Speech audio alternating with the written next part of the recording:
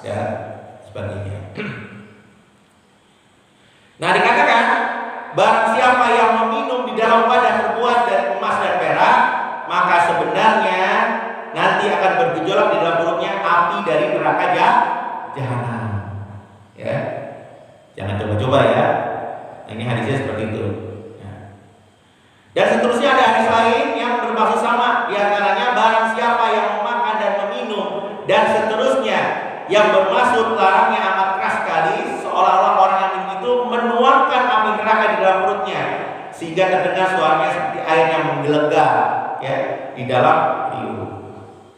Semoga Allah, sini pengarang kitab Kifayatul Ahad mendoakan kita nih semua nih. Semoga Allah menyelamatkan kita semua dari siksa api neraka, dari perbuatan yang menjadikan kita masuk neraka. Ini doa dari pengarang kitab ini, Pak. Ini diterjemahkan ya, saya terjemahkan.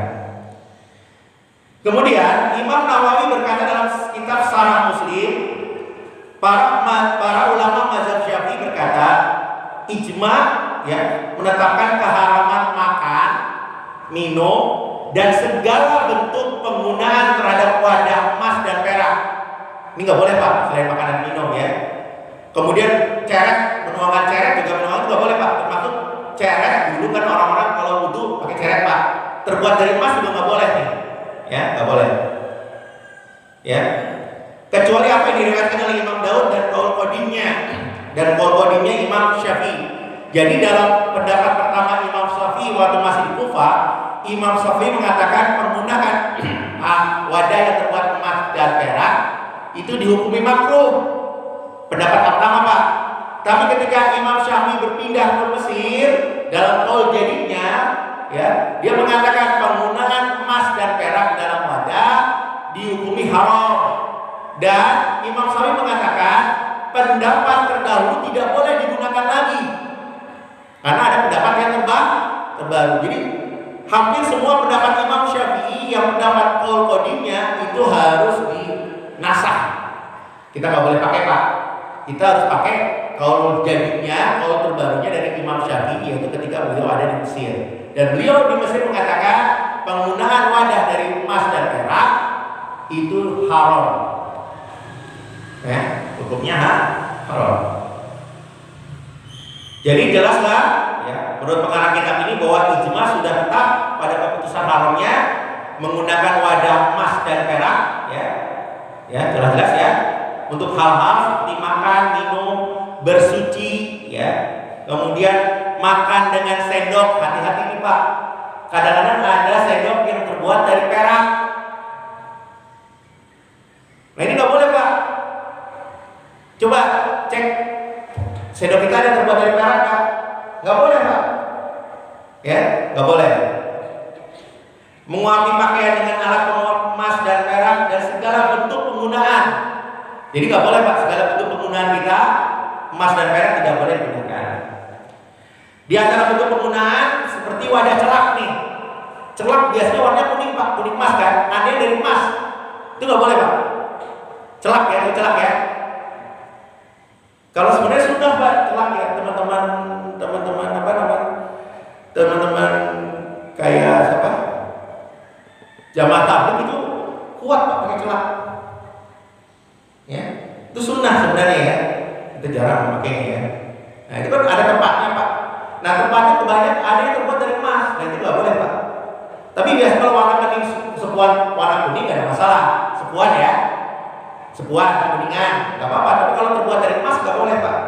Ya, terbuat dari emas nggak boleh. Ya, wadah minyak ya dan sebagainya, ukuran besar maupun kecil diharamkan. Nah, dalam masalah haramnya penggunaan laki-laki dan perempuan itu sama aja, Pak. Tidak hilaf. Hanya saja untuk soal perhiasan antara laki-laki dan perempuan ada perbedaan. Yang boleh pakai perhiasan emas perak hanyalah wanita. Kita nggak boleh pakai perhiasan. Mau cincin yang dari emas pun nggak boleh. Ya, kalung dari emas, gelang dari emas nggak boleh, kecuali perempuan. Ya. Kemudian haram juga menggunakan air mawar atau minyak yang ada di botolnya botol emas, Pak. Ada tuh dulu zaman dulu ya, dan perak.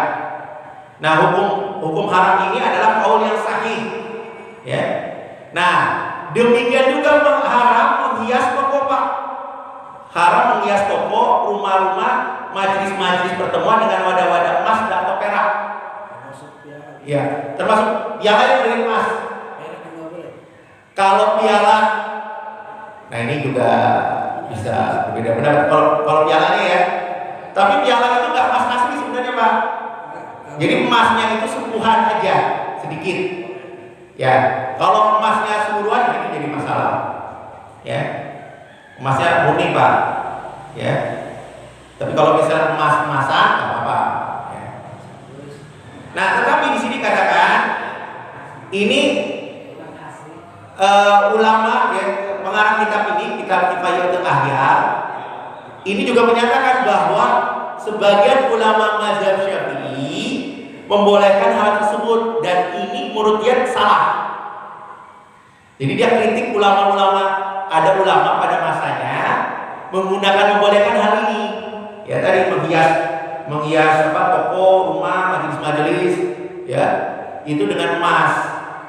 Bahkan maaf ya, nanti di sini dikatakan ya, sebenarnya nggak boleh ya, menurut beliau nggak boleh. Sebab segala sesuatu yang asalnya haram, kan asalnya haram nih Pak. Maka melihat sesuatu pun itu jadi haram. Imam Syafi'i sudah menjelaskan dengan pasti, demikian juga ulama mazhabnya, bahwa andai kata seorang berwudu atau mandi dari wadah emas dan perak, maka orang tersebut melakukan maksiat kepada Allah. Kalau tempatnya terbuat dari emas, termasuk kerannya dari emas. Ada loh Pak